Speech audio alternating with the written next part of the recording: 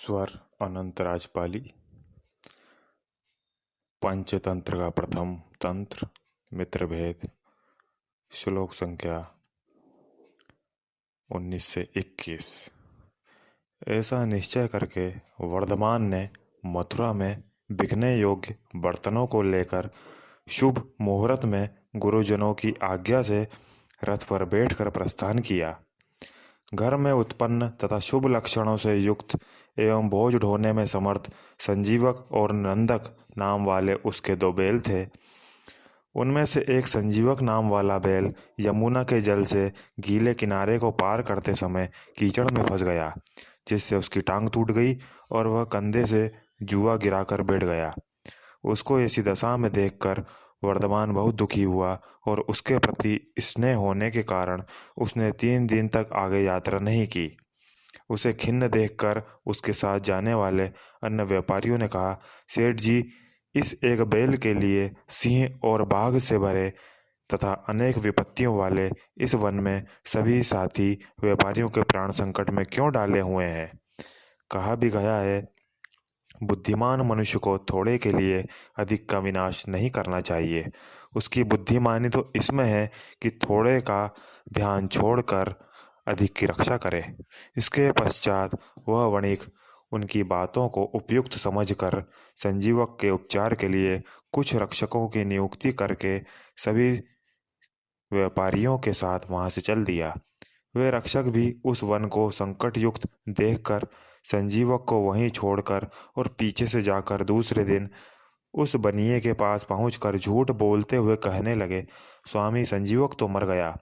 हम लोगों ने आपका प्रिय जानकर उसका अग्नि संस्कार कर दिया। यह सुनकर व्यापारी ने कृतज्ञता और दया के कारण प्रेमपूर्ण हृदय से उस बैल का श्राद्ध संपन्न किया।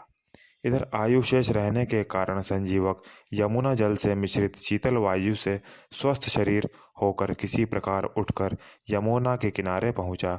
वहां मरकत मणि जैसी हरी हरी कोमल घास खा खाकर कुछ ही दिनों में वह शंकर जी के बैल नंदी के समान मोटे डील वाला तथा बलवान भी हो गया और प्रतिदिन अपनी सींगों से शिखरों के टीलों को तोड़ते हुए गर्जन करने लगा। यह बिल्कुल ठीक कहा गया है कि वन में पड़ा हुआ प्राणी अनाथ होते हुए भी जीवित रहता है, किंतु घर में विशेष प्रयत्न करने पर भी वही प्राणी नष्ट हो जाता है।